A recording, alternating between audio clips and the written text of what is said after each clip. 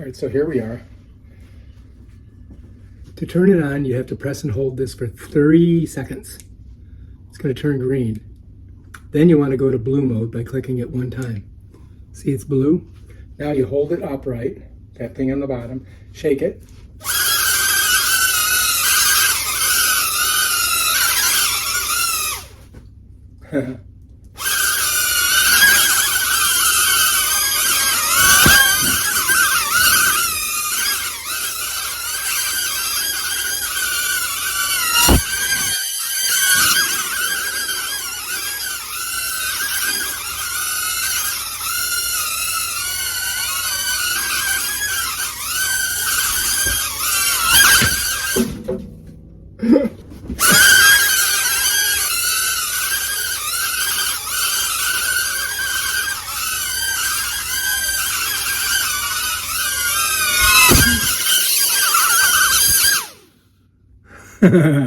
Pretty cool, huh? Turn it off, press and hold,